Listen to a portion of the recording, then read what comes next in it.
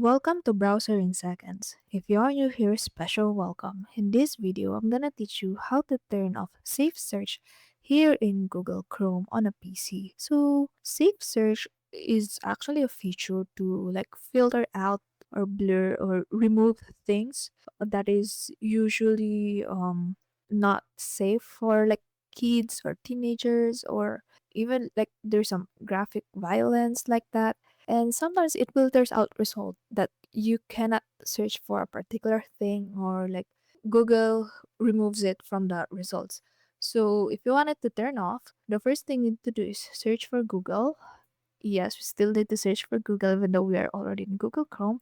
And the reason for that is that it may seem all the same, but on the bottom right corner, there will be this button, settings. Go click on that one.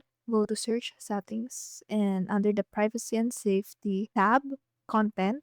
As you can see, safe search is currently turned on. Click on that one and go to turn off. Click the off one. So there you have it. Safe search is now turned off. Thank you and see you in the next video.